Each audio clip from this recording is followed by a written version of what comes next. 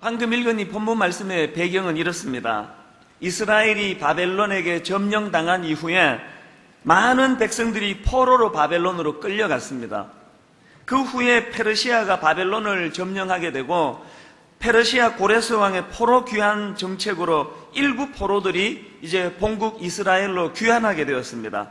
그때 본국으로 되돌아가지 않고 계속 페르시아에 남아있던 그 이스라엘 백성들이 많았는데 그 중에 오늘 본문에 나오는 모르드게가 그 중에 한 사람입니다. 이 모르드게의 사촌 여동생이 누군가 하니까 왕비로 간택된 에스더입니다. 그런데 지금 페르시아에 남아있는 이스라엘 민족에게 큰 위기가 찾아왔습니다. 왕 다음으로 실권을 가지고 있는 권력자인데다가 왕의 절대 신임을 받고 있던 하만이라고 하는 사람의 이스라엘 민족을 말살시키려는 음모가 진행되고 있다는 사실입니다. 에스더 3장 6절에 보니까 그들이 모르드게의 민족을 하만에게 알림으로 하만이 모르드게만 죽이는 것이 부족하다고 생각하고 아하수에로의 온 나라에 있는 유다인 곧 모르드게의 민족을 다 멸하고자 하더라. 또 13절에도 보니까 이에 그 조서를 역졸에게 맡겨 왕의 각 지방에 보내니 12째 달 곧 아달월 13일 하루 동안에 모든 유다인을 젊은이, 늙은이, 어린이, 여인들을 막론하고 죽이고 도륙하고 진멸하고 또 그 재산을 탈취하라 하였고 이 명령을 각 지방에 전하기 위하여 조서의 초본을 모든 민족에게 선포하여 그날을 위하여 준비하게 하라 하였더라. 지금 이런 아주 급박한 상황이 지금 벌어지고 있습니다. 이런 위급한 상황에 있는 현실을 타개하기 위해서 모르드게가 왕비 에스더에게 급하게 도움을 요청합니다. 왕에게 나가서 이런 현실을 알리고 이 위기를 만난 민족을 도우라는 겁니다. 그렇게 나서주기를 요청했는데 에스더의 대답이 너무나 실망스럽습니다. 10절에 보니까요, 에스더가 하닥에게 이르되 너는 모르드게에게 전하기를 왕의 신하들과 왕의 각 지방 백성이 다 알거니와 남녀를 막론하고 부름을 받지 아니하고 안뜰에 들어가서 왕에게 나가면 오직 죽이는 법이요 왕이 그 자에게 금규를 내밀어야 살 것이라. 이제 내가 부름을 입어 왕에게 나가지 못한 지가 이미 30일이라 하라 하니라. 무슨 뜻입니까? 자기는 그런 일을 할 수가 없다는 거예요. 왕이 부르지도 않는데 함부로 나갔다가는 그 당시 법으로 목숨을 잃을지도 모른다는 겁니다. 그리고 지금 나도 부름을 받지 못한 지가 한 달, 30일이나 되는 이런 어려운 상황이라는 겁니다. 저는 지난 여름 동안에 에스더서를 여러 차례 읽으면서 참 많은 생각을 했습니다. 지금 민족은 어려움을 겪고 있는데, 위기를 만나고 있는데 11절에서와 같은 나약한 변명이나 하고 있는 이런 에스더의 모습을 보면서 이게 오늘 우리 한국교회의 모습은 아닐까? 그 모양은 얼마나 번지르합니까? 왕비까지 배출한 민족이에요. 겉은 굉장히 번지르하지만 그러나 한꺼풀만 벗기고 들어가면은 그 내막에는 하만이라는 무서운 권력자가 지금 민족을 말살시키려는 음모를 꾸미고 있는 현실.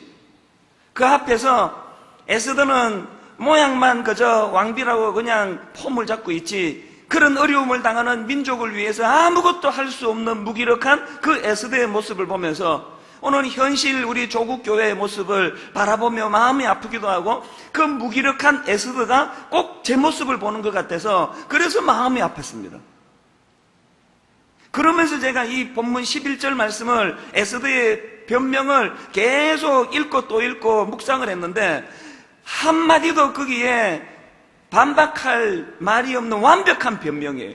에스더 말이 맞습니다. 그 나라 법으로는 왕이 부르기 전에 함부로 나갔다가는 목숨을 잃을지 모르는 것이 사실이에요. 누구도 에스더 말을 듣고는 거기에 네 생각이 틀렸다, 너 생각을 고쳐라 말할 수가 없습니다. 그런데 중요한 건 뭐냐면은 바로 거기에 무서운 함정이 놓여 있다는 거예요. 무슨 말입니까? 결과를 놓고 보세요. 나중에 에스더가 모르드게의 충고를 받고는 생각을 바꿉니다. 그리고는 죽으면 죽으리라 결단하고 부르지도 않은 왕 앞에 나갑니다. 여러분, 그래서 에스더가 죽었습니까? 자기가 11절에서 염려하는 것처럼 그래서 에스더가 망했습니까? 아니잖아요. 오히려 그것이 전화위복이 되고 민족을 구하는 쓰임이 되지 않느냐는 겁니다. 에스더가 11절에서 변명하면서 누구를 끌어들이냐니까 왕과 신하와 왕의 지방 백성이 다 알거니와. 이 상식 아니냐는 거예요. 이렇게 하면 안 된다는 걸 모두가 다 알지 않느냐는 거예요. 여러분이 상식이라는 것이 얼마나 소중합니까? 우리가 상식을 벗어나는 거 옳지 않습니다. 그런데 때로는 이 상식이 신앙생활의 올무가 될 수 있다는 거 아십니까? 다 안 되는 거 아닙니까? 오늘 저는 이 에스더서를 읽으면서 그 나약한 상식의 울타리에 갇혀 있는 그의 모습이 오늘 바로 신앙생활하는 우리의 모습은 아닐까. 그래서 인도 속담 하나 제가 에스더를 보면서 생각이 났는데, 무언가 하고 싶은 사람은 방법을 찾고 아무것도 하기 싫은 사람은 구실을 찾는다. 이 인도에도 이런 좋은 속담이 있네. 하여튼 뭔가 해내기를 원하고 애타는 마음을 가지고 민족을 살리려고 그러면 어떻게 해서든 방법을 찾아야 되는데, 에스더는 지금 구실을 찾는 거예요. 안 된다. 난 못한다. 내가 뭐 안 하고 싶어서 안 하는 게 아니고 니들도 다 알잖아. 이러면 죽는데. 누구에게나 그런 나약한 변명이 있을 수 있는데, 저는 오늘 여러분에게 심각하게 질문을 던집니다. 여러분은 어려움을 만날 때, 여러분은 오늘 조국 교회를 위해서 현실을 바라볼 때, 여러분은 어떻게 해서든 방법을 찾으려고 애쓰는 분들이십니까? 아니면은 나약한 구실을 찾고 있는 분들이십니까? 자꾸 우리가 입으로 선포하고 못합니다, 안 됩니다, 한국교회는 어렵습니다, 우리 가정은 어렵습니다, 교회는 이제 만신창입니다, 목사들에게는 소망이 없습니다, 자꾸 입으로 선포하고 그것을 가지고, 그게 상식 아닙니까? 모든 사람이 다 그렇게 생각하지 않습니까? 이게 왜 위험한지 아십니까? 바로 그런 선포 자체가 능력이기 때문에 그렇습니다. 저는 이번에 몇 주 설교를 쉬는 동안에 여러 교회도 탐방을 하고 또 강의도 듣고 또 많은 목사님의 설교를 듣고 있는데, 그 중에 참 마음에 와닿는 강의 하나가 있었는데요, 그 목사님이 이렇게 강의를 하시면서 인간의 대뇌에 대해서 이야기하시더라고요. 그분이 뭐 의학 공부한 것 같지 안 해가지고 이게 어느 정도 신빙성이 있는지 모르지만 하여튼 너무 와닿았습니다. 이분이 하시는 말씀이 뭐냐 하니까, 인간의 대뇌에는 치명적인 약점 3가지가 있다는 거예요. 그 인간의 대뇌가 가진 약점 중에 첫 번째 약점이 뭐냐 하니까, 인간의 대뇌는 주어를 모른다는 겁니다. 이게 무슨 말인가 하면은, 이제 우리가 누구를 욕하잖아요. 누구를 욕할까요? 아이, 저 이찬수 목사 저게 인간이야?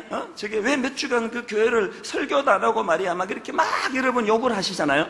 그러면 여러분의 대뇌는 주어를 모르기 때문에 지금 여러분이 제게 격분하고 화를 내는 게 아니라 여러분 자신에게 던지는 메시지로 받는다는 거예요. 그래서 이제 그 목사님 주장하기를, 대뇌가 주어를 모르기 때문에 시큰 남을 칭찬하고 축복을 하면은 그 대뇌는 그 축복이 자기에게 하는, 우리 주인이 오늘도 나를 이렇게 인정하는구나, 나를 세워주는구나, 그것이 자기에게 영향을 미친다는 거예요. 반대로 누구를 저주하고 비난하면은 그 소리가 뭐 들립니까, 상대방에게는? 그러니까 상대방이 영향을 받는 게 아니고 주어를 모르는 대뇌가 오늘도 엄청난 저주를 자기 이 정신에다가 쏟아넣는다는 이야기예요.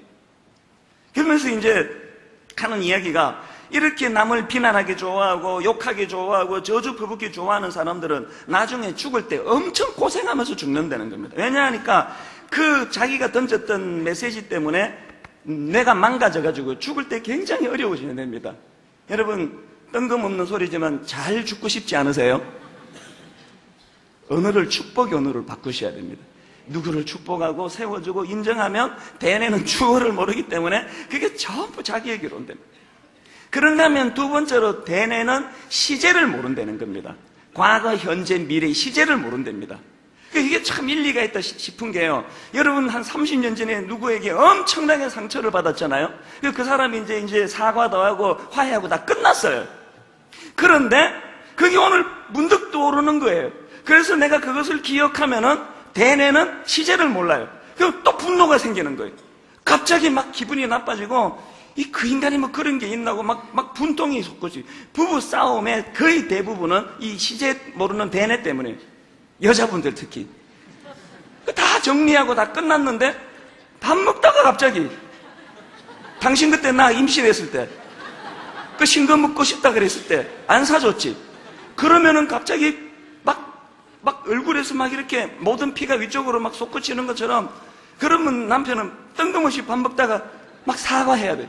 아, 너무 잘못했다. 그때 내가 내 정신이 아니었어. 뭐가 시였었나 봐. 막 그러고 사과하면 막 숟가락을 딱 넣으면서 어떻게 사람이 그럴 수가 있냐고 막 분통을 터치니. 그게 왜 그러냐 보니까 대뇌는 시제를 모른다는 거예요. 그러니까 그게 아무리 30년 전에 있었던 일이라도 그걸 다시 끄집어내면 대뇌는 지금 일어난 일인 줄 알고. 그렇기 때문에 우리는 항상 미래를 이야기합니다. 항상 소망은 이야기합니다. 지금 이루어지지 않았지만 이루어진 줄로 믿고 선포하고, 아, 이제 내가 지금 13평 아파트 사는데 이제 60평으로 옮기게 될 것이다 선포하면 대뇌는 그게 지금 미래의 일인데 시제를 모르니까 지금 이미 그런 일이 일어난 것처럼 막 충만해진다는 거예요. 한국교회가 어렵다. 한국교회는 타락했다. 목사들은 다 변질했다. 아무리 선포해봐야 능력이 없습니다. 대뇌는 그것을 자꾸 현실만 바라보고. 그러니까 여러분 소망하시고, 이찬수 목사를 볼 때 이거 답답한 게 있으시잖아요. 왜 저 목사는 저럴까? 그 목사가 왜 저 모양일까? 그럴 때 여러분이 선포해버리세요. 우리 목사님은 변화될 것이다. 우리 목사님은 너무 성숙해지고 너무나 천사 같은 사람으로 될 것이라고 선포하면 대뇌는 시제를 모르기 때문에 그게 현재 일어나는 일처럼 해서 여러분이 갑자기 제가 너무나 사랑스럽고 좋아질 줄로 믿습니다. 이쪽만 아멘을 하는 거는. 세 번째로 대뇌가 모르는 게 뭐냐 하니까 대뇌에게 있어서 그 특징이 뭐냐 하니까 대뇌는 언어의 지배를 받는다는 거예요. 지금 한번 실험을 해보세요. 대뇌가 얼마나 언어의 지배를 받는가 하면, 지금 여러분이 갑자기 이제 뭐가 드시고 싶으세요? 수박? 여러분 드시고 싶은 걸 한번 떠올려보고 한번 이렇게 조용하게 말로 한번 이렇게 선포해 보세요. 와, 그거 진짜 먹고 싶다. 그러면 침이 넘어가요. 왜냐하면 대뇌는 내가 말하는 그 언어의 영향을 받으니까. 그러니까 가만히 둘러보면은요, 누가 나한테 좀 실수를 했습니다. 그때까지는 사실 크게 화난 게 아니에요. 그럴 수 있지 생각했는데 그걸 내가 표현하잖아요. 뭐 그런 인간이 다 있어. 그렇게 말하면서 이제 화가 나기 시작해요. 그 부부 싸움도 마찬가지예요. 사실 이렇게 막 말싸움하면서 분위기 험악해지기 전까지는 사실 이 정도로 끌고 갈 마음이 없었습니다. 약간 경고나고 끝낼까 그러면서 말을 꺼냈는데 그 말을 하는 순간 대뇌는 그게 영향을 받는 거예요. 그렇기 때문에 신앙생활하는 우리가 11절에서의 그 에스더와 같은 태도 안 됩니다. 죽습니다. 나는 못합니다. 난 허수아비 왕비입니다. 그렇게 생각하고 말하는 순간 그 대뇌는 그것을 규정지어버려요. 진짜 못하게 되는 거예요. 그런데 16절에 가가지고 에스더가 모르드게의 말 앞에 반성하고 깨닫고는 뭐라고 선언합니까? 죽으면 죽으리라. 까짓건 뭐 죽는 것밖에 더 있겠어? 갈게. 명령 안 받았지만 내가 한번 해볼게. 그렇게 선언하면 그것이 능력으로 나타난다는 겁니다. 오늘 우리 교회 성도님들은 이 더운데 예배 보러 오셔가지고 그냥 뜬구름 잡는 얘기만 듣고 졸다가 가시지 말고 이제 한번 마음으로 결단해보세요. 이 한 주간 동안 내 대뇌에 내 입술이 어떻게 영향을 미치는지. 그래서 여러분들이 자꾸 선포하셔야 돼요. 속으로만 생각하는 것보다 입술로 대내는 게 좋아요. 나지막한 소리로도. 나는 성공할 수 있다. 나는 하나님의 사람이다. 나는 이런 장애물을 이겨낼 수 있다. 자꾸 선언하면 대뇌가 그것을 듣고 거기에다가 힘을 실어주는 거예요. 더 중요한 건요, 내가 그렇게 선포하면 대뇌만 듣는 것이 아니고 하나님이 들으세요. 그래서 민수기 14장 28절에 보니까 그들에게 이르기를 여호와의 말씀에 내 삶을 두고 맹세하노라. 무슨 맹세하십니까? 너희 말이 내 귀에 들린 대로 내가 너희에게 행하겠다는 거예요. 에스더가 나는 못합니다. 왕이 부르기 전에 가면 죽습니다. 나는 그 일 할 수 없습니다. 그렇게 선포할 때는 그게 진리였어요. 누구도 거기에 대해 반발할 수 없었어요. 그러나 에스더가 생각을 바꾸고 뭐라고 선포하니까 죽으면 죽으리라. 까짓거. 한번 안 불렀지만 나갈 수 있다. 내 해보겠다. 그렇게 선포하니까 대뇌가 듣고 그에게 행할 수 있는 능력을 주었고 하나님은 그 에스더의 모습을 보시고 그에게 힘을 실어주시는 거예요. 오늘 이런 법칙들이 우리 삶 속에서 작동이 되게 되시기를 바랍니다. 제가 오늘 그래서 오늘 본문을 좀 잘 분석해 보기를 원하는데 에스더가 그 11절에서와 같은 그런 부정적인 반응, 나약한 반응을 보일 수밖에 없었던 이유가 뭘까? 이것을 오늘 우리 삶에 한번 접목을 해서요, 우리 인간들이 가지고 있는 우리 내면의 연약함은 어떤 것들이 있는가? 왜 우리는 자꾸 이렇게 부정적이 되고 소극적이 되는가? 이것들을 한 3가지로 여러분에게 정리를 해보았습니다. 첫째로 우리가 자각해야 될 내면의 연약함, 이기심이 있다. 이기심. 본문 말씀이 참 재밌어요. 11절에서요, 에스더가 자기 나름대로 논리를 가지고, 법칙을 가지고, 법규를 가지고, 상식을 가지고 나는 못 간다 이렇게 말했는데, 모르드게는 그 말을 반박하는 게 아니고 뒤통수를 칩니다. 모르드게가 뭐라고 얘기합니까? 13절에 모르드게가 그를 시켜 에스더에게 화답하되 너는 왕궁에 있으니 모든 유다인 중에 홀로 목숨을 건지리라 생각하지 말라. 뜬금없는 이야기 같지만 전곡을 찌르는 이야기예요. 에스더가 그냥 현실을 갖다 대고 다른 사람들의 생각을 끌어모아가지고 나는 못합니다, 나는 이거 할 수 없다고 말하는데, 모르드게는 그 말을 반박하는 게 아니고 너가 그렇게 말하는 이면에는 너의 이기심이 작동하고 있다는 거예요. 너 혼자 왕궁에서 잘 살고 있기 때문에, 민족의 어려움을 직시하지 않기 때문에. 이것이 얼마나 오늘 우리에게 전곡을 찌르는 메시지인지 몰라요. 저는 한국교회 성도들이 회복했으면 하는 많은 것들이 있는 중에 하나가 이런 이기심을 방치해 놓는 이것을 극복해야 된다는 거예요. 사람은 얼마나 자기 위주해, 얼마나 자기를 아낍니까? 이번 여름에 그 설교를 쉬는 동안에 이제 미국에서 목회자 세미나를 하고 또 그 집회를 좀 했고요. 또 중국에 아주 중요한 집회에 제가 강사로 초청을 받았습니다. 한국에 있는 모 단체에서 중국에서 아주 큰 대형 집회를 기획하고 거기에 저를 강사로 불렀어요. 그래서 그냥 스케줄이 좀 빠듯했는데 막 이것저것 다 정리해가지고 중국으로 갔는데, 결론만 말씀드리면요, 세수하러 왔다가 물만 먹고 가지요, 이런 일이 났어요. 집회하러 갔다가 공안들이 집회를 방해하고 허락을 안 해줘가지고 그냥 거기서 오랜만에 중국 음식 먹고 그냥 자고 그냥 돌아왔어요. 집회가 무산됐어요. 다른 분들은 지금 3박 4일을 거기서 대기하고 있는데, 저는 또 바로 그 다음 스케줄이 있어가지고 그냥 그 다음날 저녁 집회, 새벽 집회를 하겠는데 둘 다 집회가 방해받아가지고 집회가 무산되고 저 혼자서 그냥 한국으로 돌아오게 됐는데, 얼마나 마음이 복잡하고 심란했는지 몰라요. 저렇게 많은 분들이 휴가를 반납하고 큰 돈을 들여가지고 중국에 가서 집회를 지금 하기로 했는데 지금 아무것도 못하고 대기하고 있는 상황이니까 얼마나 제 마음이 아픈지. 그리고 뭐 한국교회가 생각나더라고요. 이렇게 마음껏 노래할 수 있고 예배할 수 있고 마음대로 부르짖을 수 있는 이것이 얼마나 축복인 걸 우리 성도들이 아실까, 뭐 그런 생각을 하면서 이제 공항으로 들어갔습니다. 마음이 참 무거웠습니다. 그냥 막 어깨에 힘도 없고, 그렇게 하면서 이제 그 수속 바른 대기선에 이렇게 줄을 서 있는데, 갑자기 그 말쑥한 양복을 입은 직원이 저에게 오더니, 저를 따라오시죠, 그러는 거예요. 그래서 영문을 몰라가지고 왜 그러시냐고 그래서 따라갔어요. 그러고는 이쪽 줄에 서라고 그래서 왜 그러시나 그러고 서서 보니까 그 줄이 2등석 비즈니스석 줄이더라고요. 왜 일로 서라고 하셨죠? 그러니까 이분이 씹으면서 오늘 좀 편하게 가실 겁니다. 상황이 딱 들어오는데 보니까 하여튼 왜 그랬는지는 난 지금도 몰라요. 뭐 인상이 좋아서 그랬다고 믿고 싶은데, 하여튼 이코노믹석을 끊었는데 제가 비즈니스석으로 옮겨 타게 된 거예요. 사람의 간사함이라는 건요, 그 중국 집회를 생각하고 괴로워하고 언제 중국에 복음화가 이루어지나, 언제 저 공안들이 회개하고 예수 믿나, 예배를 자유롭게 다 없어지고 비즈니스석. 할렐루야.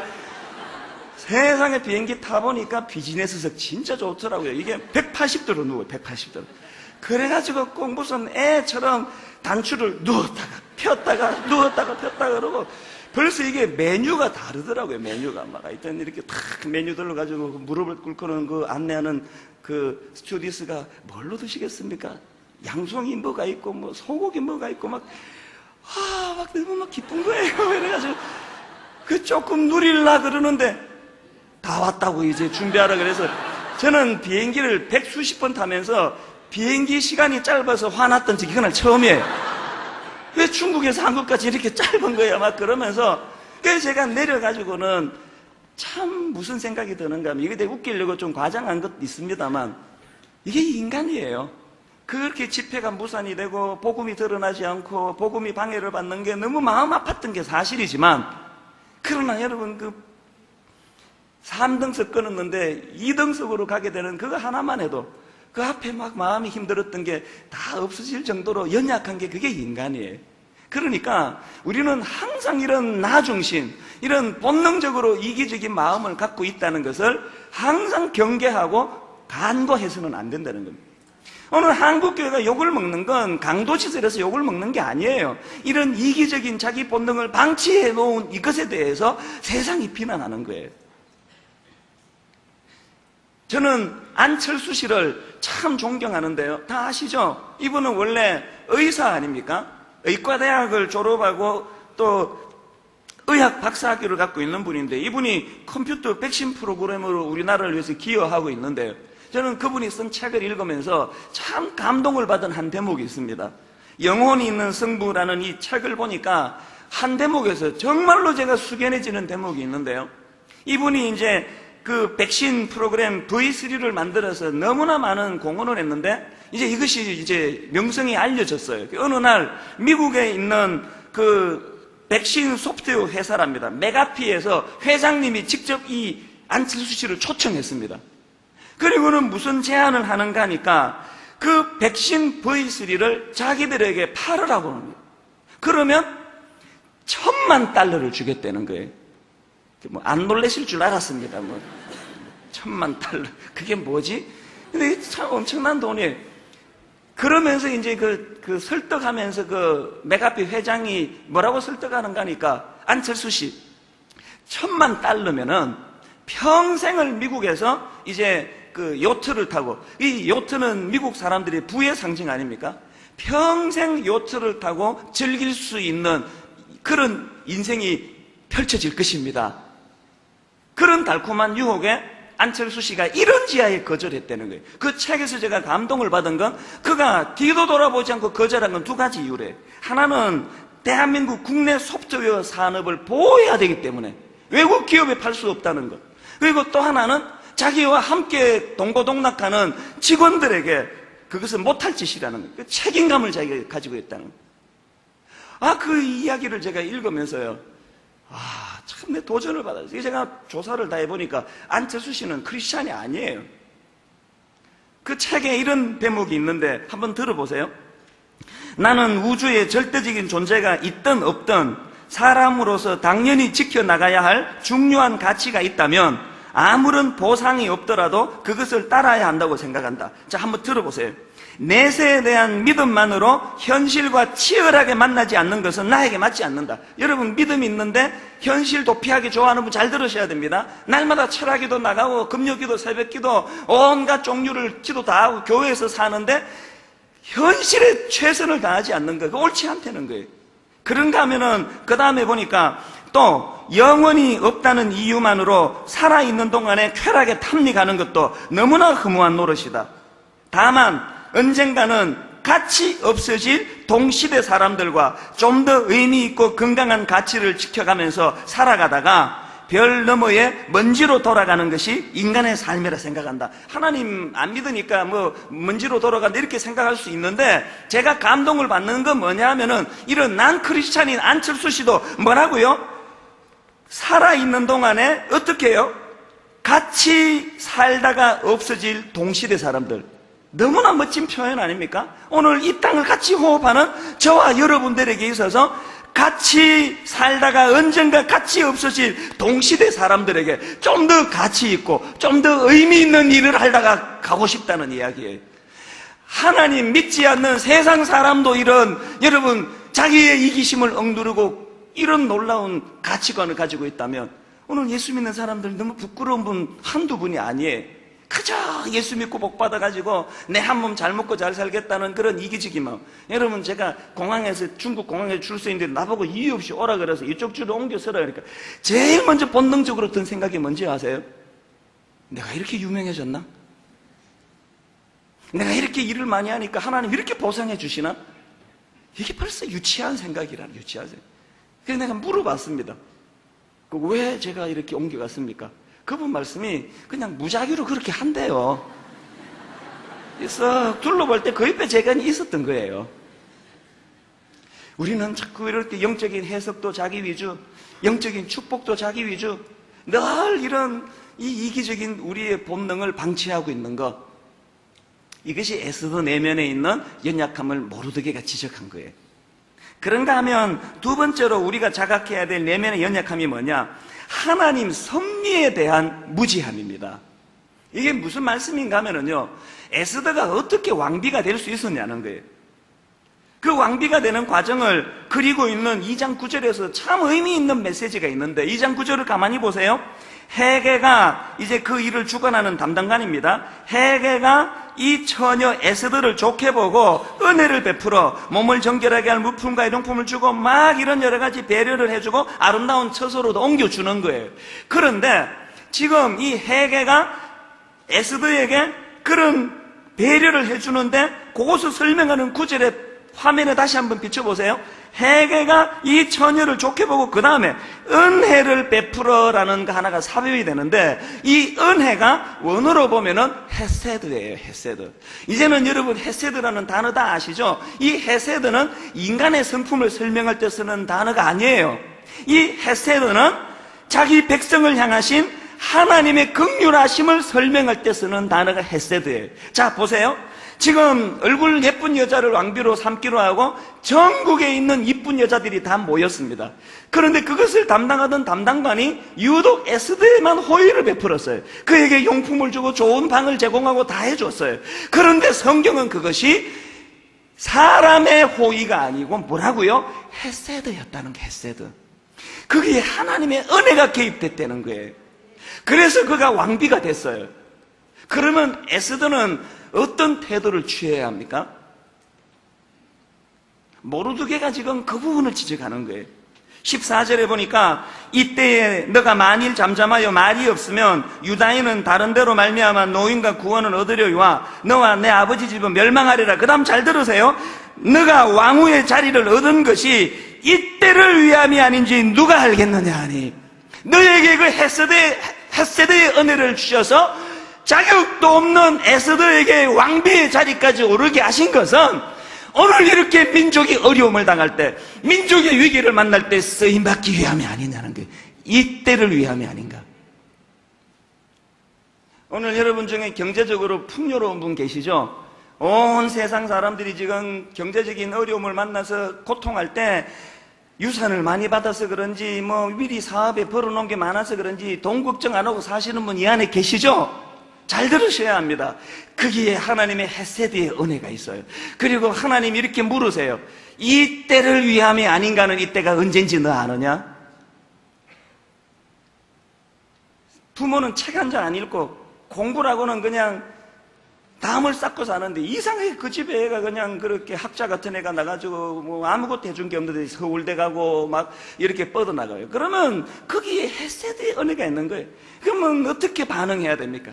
온 동네방네 다니면서 우리 애가 이번에 서울대 가고 어쩌고 그냥 애 자랑하느라고 온 세월을 다 보내고 그래서 살림살이 좀 나아지셨습니까? 그러라고 주신 게 아니에요. 도대체 우리 집안에 어떻게 이런 아이가 태어났나고 생각하면은 헤세드를 떠올리셔야 돼요. 그리고는 하나님의 섭리를 떠올리셔야 돼요. 왜 우리 가정에 이런 아이를 보내주셨을까? 이때를 위함이 아닌가는 이때가 언제 도래할 것이냐는 거예요. 교회도 마찬가지예요. 분당 우리 교회를 개척하고 지금까지의 여정을 여러 번 말씀드렸잖아요. 강당에서 예배 드리는 것 자체가 이거는 기적이에요. 이미 이사장님에게 인근에 좋은 교회들이 장학금을 희사하고 이 강당을 쓰려고 관계를 잘 만들어 놓았습니다. 이사장님은 제가 누군지도 몰라요. 저 같은 사람은 그분이 알지를 못하세요. 그런데 그런 이미 아름다운 관계를 맺어놓은 사람들과 의가 상하기까지 그분들을 물리치고 이찬수 목사에게 이 교회를 허락해 주셨어요. 왜 그랬을까요? 이런 기적이 왜 일어났을까요? 1번, 이찬수 목사는 누구든지 설득할 능력이 있기 때문이다. 얼굴이 너무나 잘생겼기 때문에 외모에 반해서 그랬다. 어이없는 얘기하면 웃지도 않으시는 게 우리 교회 특징이에요. 헤세드예요. 이유가 없어요. 왜 그렇게 됐는지. 지난 8년 동안에 우리 교회에 부어주신 수많은 은혜를 제가 어떻게 받아야 될까요? 오늘 이렇게 좋은 성도들을 불러 모아주셔서 8년 만에 이런 아름다운 교회가 구성이 되었다면 이것은 떠들고 다니며 자랑할 것이 아니라 두려움이어야 됩니다. 왜요? 이런 헤세드의 은혜를 우리 교회에 주실 때 언제 쓰시려고 그러시는가? 오늘 한국의 일부 대형 교회들이 비난을 얻는 것은 자기 목사가 설교자라고 유능해서 그런 것처럼 생각해가지고 너무너무 거부감 가는 무슨 큰 대기업 총수 노릇하는 흉내내는 것 같은 이런 모습을 취하는 게 가슴이 아픈 거예요. 그래서 속이 상하는 거예요. 저러라고 하나님이 헤세드 은혜 주신 거 아닐 텐데, 교회가 커질수록 두려움을 가지고, 교회가 커질수록 사명을 가지고. 여러분 지금 물질적으로 좀 풍요로우십니까? 자랑이 아니라 두려움입니다. 자녀가 여러분 이상하게 그렇게 자꾸 꿈을 가지고 뻗어나가고 있습니까? 그건 자랑이기도 하지만 그건 두려움입니다. 이 때를 위함이 아닌가. 에스더가 그런 헤세드의 은혜로 그 왕비자리까지 올라가게 했다면 그런 11절에 나약한 변명이나 하고 있으면 안 된다는 거예요. 목숨을 걸고 이 때를 위함이 아닌가 선포하며 나가야 된다는 것을 모르드게가 지적하고 있다는 사실입니다. 그런가 하면 세 번째로 예수 믿는 우리가 자각해야 될 내면의 연약함, 결단부재입니다. 결단부재. 여러분 에스더가 제가 약한 부분을 몇 가지 말씀드렸습니다만 그럼에도 불구하고 에스더가 위대한 인물이 될 수 있었던 건 두 가지예요. 바로 에스더 주변에는 모르드게가 있었습니다. 인간은 약해요. 목사가 무슨 중국 집회가 안 되고 어려움을 겪어도 비즈니스에서 자리 옮겨주면 기분이 좋아지는 그런 자기중심의 삶을 사는 게 이게 본능이에요. 그렇기 때문에 제 옆에는 모르드게가 필요한 거예요. 오늘 여러분 주변에 모르드게가 있습니까? 에스더의 귀한 점은 에스더 주변에 모르드게가 존재했다는 것이고 더 귀한 거는 뭔지 아세요? 에스더는요 몰라서 실수했지 깨달으니까 자각하니까 결단하더라는 거예요. 이게 오늘 우리의 연약함 아닙니까? 여러분 주변에 모르드게를 물리치는 이것도 문제지만 여러분 모르드게를 통해서 깨달았지만 우리는 결단하지 않습니다. 죽으면 죽으리라 이 결단이 우리에게 없다는 사실입니다. 그래서 마음이 아픈 거예요. 저는 지난 여름에 트위트라는 걸 시작했습니다. 이 트위트가 뭔지도 지금도 저는 잘 몰라요. 근데 워낙 젊은 청년들이 그 트위터를 가지고 소통한다 그래서 저도 이제 그걸 가입을 했습니다. 한 6주 전, 7주 전쯤인 것 같아요. 그런데 제가 그 트위터라는 것을 인터넷으로 하면서 예기치 못한 소득 하나를 얻었는데요. 그 트위터를 하면 제가 깨닫는 게 뭐냐면은 거기에요. 이렇게 이제 글을 올려요. 그 140자까지 되는 짧은 글인데 글을 딱 올리고 나면 바로 동시에 요게 뜹니다. 약 1분 전. 1분 전에 이 글을 썼다는 거예요. 이게 여름 내내 얼마나 저에게 교훈이 됐는가 하면은요. 그렇게 글 올리고요. 잠깐 다른 일에 이렇게 집중을 하고 그리고 거기에 다시 트위터에 들어가 보면 이렇게 적혀 있어요. 2시간 30분 전. 근데 깜짝 놀라는 거예요. 아니, 그새 시간이 이렇게 지나갔나? 조금 뭐에 몰두하고 들어가 보면은 9시간 전. 시간이 너무 빨리 지나가는 거예요. 그 트위터 할 때마다 느껴요. 이게 벌써 15시간 전에 내가 글을 썼다고? 이게 벌써 3일 됐나? 여러분, 이렇게 정신없이 지나가 버리는 세월 앞에 11절에 에스더와 같은 날마다 나약한 변명이 나고 그렇게 사시겠습니까? 여러분 진짜 그러시겠습니까? 이제는 우리가 결단해야 됩니다. 여러분 주변에 모르드게가 있는지 점검하세요. 없으면 세우세요. 그리고 모르드게로 주시는 하나님의 교훈에 자각이 있으면 깨달아지면 결단하셔야 돼요. 죽으면 죽으리라. 까짓 거면 죽는 것밖에 더 있겠어? 죽으면 천국 가는데 나그네 인생길 가운데 나약한 변명이라며 사는 인생이 아니라. 저는 어제 우리 교회에 토요 새벽에 고등부 애들이 막 그닥하게 와서 걔들이 특송도 하고 나중에 설교 끝나고 무언극을 하는데 내가 얼마나 울었는지 몰라요. 저는 안구 건조증이 있어가지고 어지간하면 눈물이 줄줄 흐르는 일은 잘 안 일어나는데 그 아이들의 그 무언극을 보면서 막 눈물 콧물이 다 쏟아져요. 너무너무 불쌍해가지고 이 아이들이. 오늘 이 시대 교육을 놓고도 우리 기도해야 돼요. 우리 가정 그렇게 방치하면 안 돼요. 안 된다, 어렵다, 난 못한다. 여러분 그렇게 손 털지 마시고 다시 한번 각오를 하고 이때를 위함이 아닌가. 내 죽으면 죽으리라. 내 한번 이대로 주저앉지 않고 내 일어나 보겠다. 저는 오늘 본문 말씀 가지고 다음 주일날 한 번 더 말씀을 전할 것입니다. 구체적인 대안을 다시 함께 우리가 고민해 볼 텐데, 오늘 무더운 여름을 마무리하면서 이제 2학기를 결단하면서 여러분 이 세 가지요, 내 안에 이 무서운 이기심, 하나님의 섭리에 대한 이 무지함, 결단하지 못하는 나약함, 이것을 가지고 싸우는 저와 여러분 되시기를 바랍니다. 우리 찬양 같이 불러보십니다. 나의 안에 거하라. 나는 내 하나님이니 모든 환난 가운데 너를 지키는 자라. 에스더처럼 현실만 보고 상식선 안에 갇혀있는 것이 아니라 내가 움직이면 하나님도 움직이신다. 이런 믿음을 가지고 함께 찬양합니다. 나의 안에 거하라. 나는 내 하나님이니 나의 안에 거하라. 나는 내 하나님. 오늘 본문의 상황처럼 모든 환난 가운데 너를 지키는 자라. 두려워하지 말라. 내가 널 도와주리니. 두려워하지 말라. 내가 널 도와주리니. 놀라지 말라. 내 손 잡아주리라. 우리 대내에 다시 한번 선포하시기 원합니다. 나의 안에 거하라. 나의 안에 거하라. 나는 내 하나님이니. 여러분 무슨 일로 마음이 의기소침해지셔서 선언하세요. 모든 환난 가운데 너를 지키는 자라. 두려워하지 말라. 내가 널 도와주리니. 놀라지 말라. 내 손 잡아주리라. 여러분 선포하시기 바랍니다. 내가 너를 지명하여 불렀다네. 너는 내 것이라. 내 것이라. 너의 하나님이라. 너의 하나님. 내가 너를 보배롭고 존귀하게 여기노라. 너를 사랑하는 내 여호와라. 우리 대내가 들리도록 선포하십시오. 내가 너를 지명하여 불렀나니. 지명하여 불렀나니. 너는 내 것이라. 내 것이라. 너의 하나님이라. 무슨 일로 이 소침에 계세요? 내가 너를 보배롭고 존귀하게 여기노라. 너를 사랑하는 내 여호와라.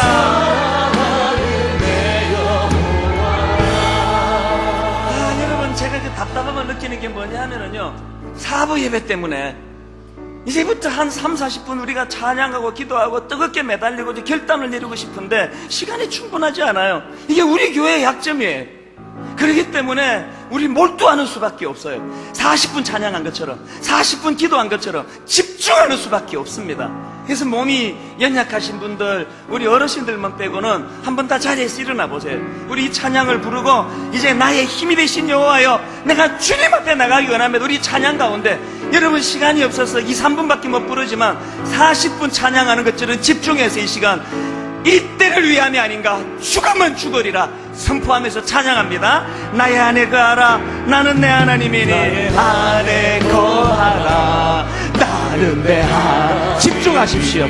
모든 환난 가운데 너를 지키는 자라. 두려워하지 말라. 대내가 들리도록 선포하세요. 내가 너를 도와주리니.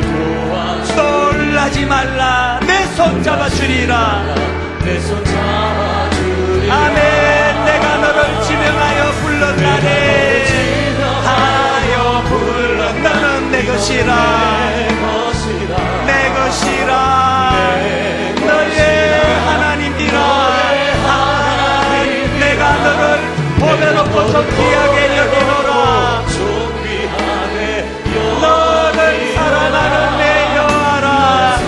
다시 한번 선포하십니다. 내가 너를 지명하여 불렀나니.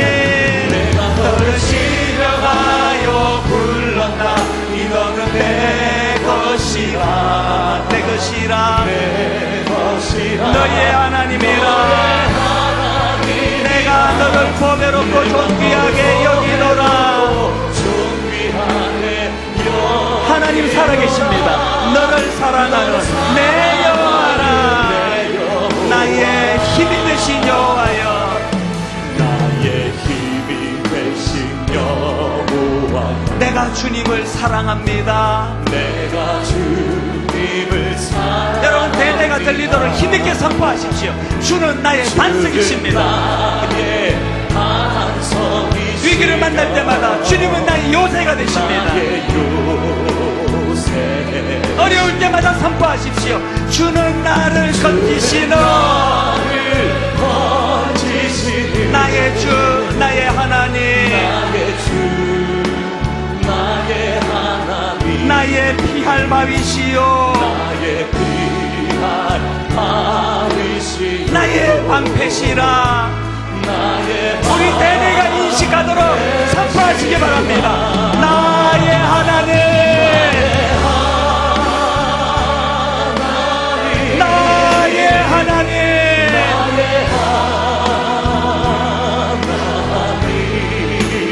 구원의 뿌리시요, 구원의 뿌리시요, 나의 산성이라. 나의 산성, 나의 강평등 망고 있는 자리에서 일어나서 나의 하나님, 나의 하나님, 주님 바라보며 결단하며 나가시기 원합니다.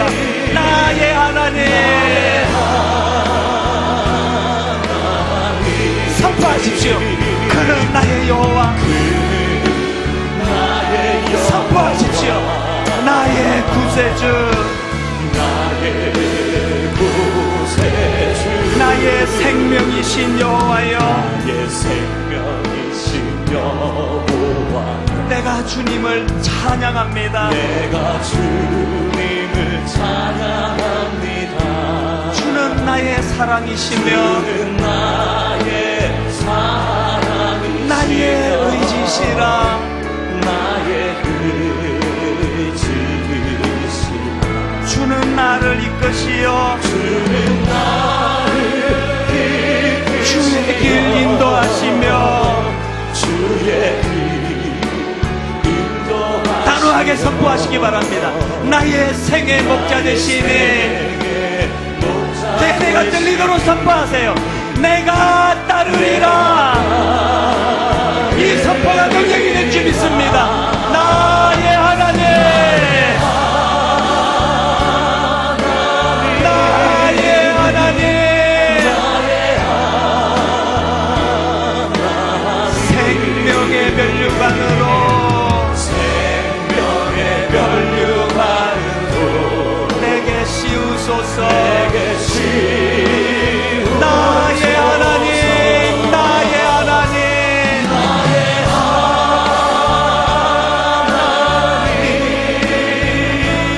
나의 하나님, 그는 나의 여호와, 나의 여호와, 나의 구세주. 나의 구세주. 여러분, 우리 개인적으로 봐도 그렇고 교회적으로 봐도 그렇고 우리 민족을 놓고 봐도 그렇고 무서운 하만이 지금 우리를 공격하고 있는 상황이에요. 죽이려고 덤벼들고 있는 상황이에요. 나라를 위해서도 그렇고 교회를 위해서도 그렇고 우리 자신을 위해서도 그렇고 나약한 변명이 나고 있어도 될 상황이 아니에요.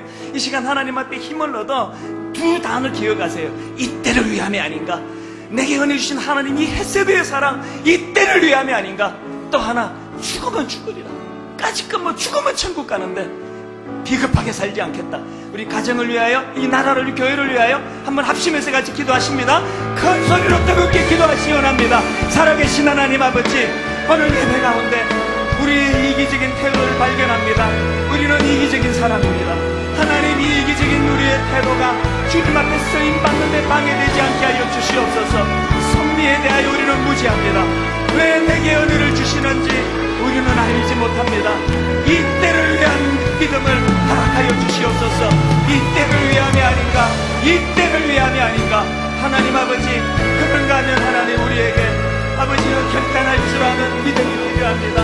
아버지, 우리에게 모르되기를 허락해 주시고 우리가 모르되기처럼 아버지여 우리를 지적하는 사람을 만날 때 주님 말씀을 깨닫고 에스더처럼 결단하기 원합니다. 죽으면 죽으리라, 죽으면 죽으리라, 죽으면 죽어리라 하나님 아버지 앞에 결단하며 주님 달려나가기를 원합니다. 주여 은혜를 주시옵소서. 주여 우리에게 결단할 수 있는 능력과 믿음을 주시옵소서. 주여 이때를 위함이 아닌가. 오 하나님 아버지 이 믿음을 가지고 달려나가는 우리 교회 성도들 되게 하여 주시옵소서. 하나님 아버지 인도하여 주시옵소서. 나라는 날마다 분열을 겪고 있는데 어려움을 겪고 있는데 민족의 아버지 한국교회가 힘을 쓰지 못합니다. 불쌍히 여겨 주시옵소서. 주여 불쌍히 여겨 주시옵소서. 은혜를 베풀어 주시옵소서.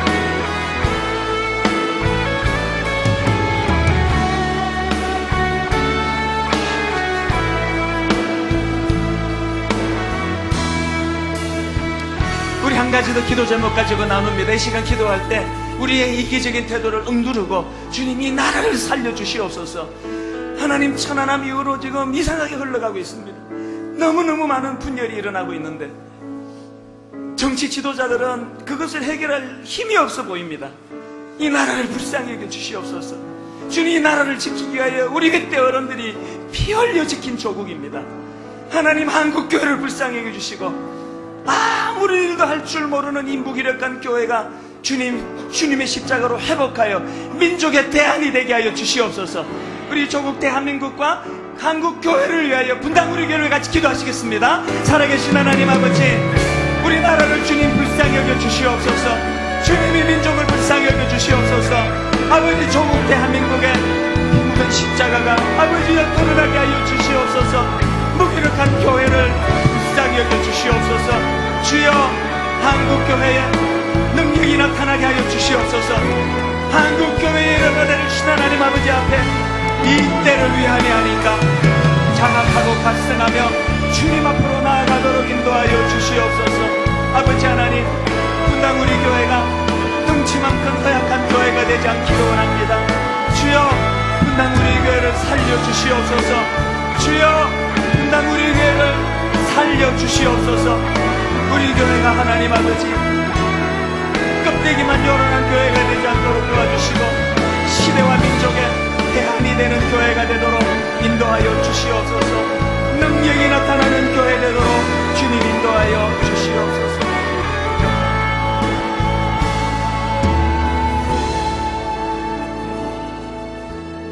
하나님 아버지 우리가 얼마나 연약한 자들인가를 이번 여름에도 처절히 깨닫습니다. 날씨 조금만 더워지면 맥을 못 추고 영적으로 육적으로 무너지는 것이 우리임을 이번 여름에도 철저히 자각했습니다. 이제 하나님 의지할 분 하나님뿐인 줄 믿사오니 하나님 의지하고 이 때를 위함이 아닌가 죽으면 죽으리라 결단하며 하나님 아름답게 헌신하며 쓰임받는 저희들 되도록 인도하여 주시옵소서.